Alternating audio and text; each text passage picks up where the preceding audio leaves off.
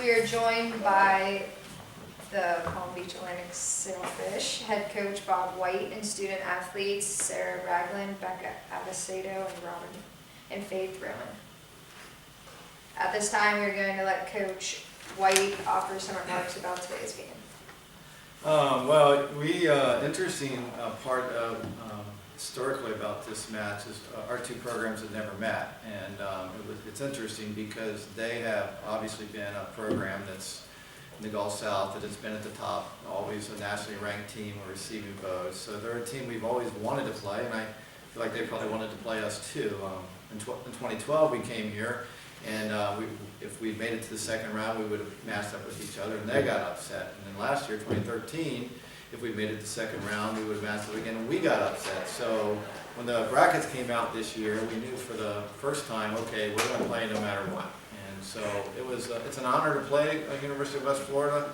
They have set a standard that Palm Beach Atlantic University is trying to maintain on a consistent basis. We've had 4 really good years in the NCAA, and we're moving in that direction.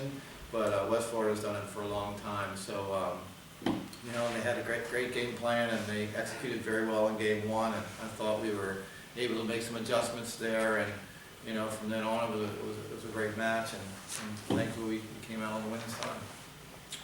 Now at this time, we're opening the floor up for questions from the student athletes. Sarah, did you have any freshman jitters coming in, and how confident are you after this performance?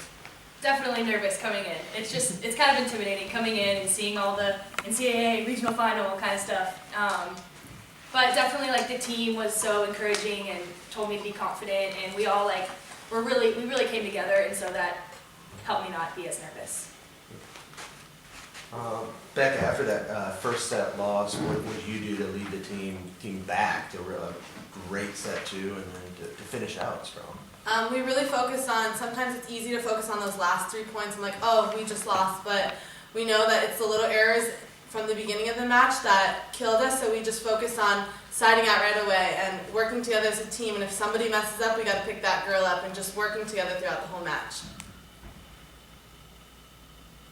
Faith, what's your impressions on the match and just finally closing out the opponent in the tournament?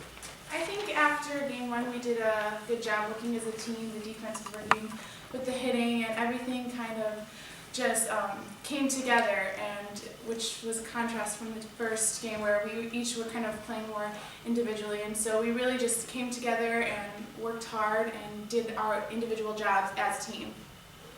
You guys did well in the second and third sets, and how much different is it in the fourth set putting somebody away in the NCAA tournament versus doing it in the regular season? I think there's a little bit more pressure, and that team's going to fight their hearts out. They want to win just as bad. Everybody's here and everybody's good, so you can't underestimate anyone, and it really comes down to we have to outwork them, and we have to give everything we have and just keep working as a team. What have you guys learned from the last couple of years coming here and competing well and winning matches here to move forward and move up, like Coach said? I would just say just to come out strong from the beginning, because it is easy to think oh, this is so important, we got nothing to lose, we gotta really, it's a lot of pressure coming in here, so I guess just coming in relaxed and focused on what we need to do is what I've learned. Yeah, and it doesn't really matter what seed you are.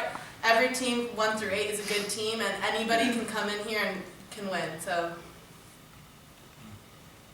Coach, what do you do to prepare for tomorrow's match? Well, we scout first because we don't know who we play, obviously, because the 2 teams we play are next. But we've prepared a package of things that we wanted to do differently in the postseason than we maybe did during the regular season, and I think we've emphasized working on what was our weaknesses, and so we continue to talk about that. We'll look at the stats, and we'll talk about again where we need to maybe get the ball more to tomorrow. Obviously, try to get more to Sarah. That was a good move today, and Faith did our usual stuff outside there. But I think it's more of, just focusing on the little things that we do well and put an emphasis on that and then maybe tighten up some things that we didn't do so well today. I know West Florida is a good opponent. Were you worried about your team looking at it almost like a 3 versus 6 matchup, that this one should be easy and kind of overlooking that opponent? I was not, and I hopefully they wouldn't think so, because I know the history of the University of West Florida. They're a team that when I came back to coach in 2010, I studied the teams that were going to be in our region, and in those days, so you're studying University of West Florida, you're studying Tampa, you're studying Florida Southern. Those three have been at the top forever. And so what kind of athletes they're recruiting, the build of the athletes they're recruiting, what are their emphasis on defenses and offenses. So, we talked up West Florida like we would talk up Tampa. We think that, and Becker, one of them said it, we believe all 8 teams are capable in a playoff. Anything can happen. Any other questions?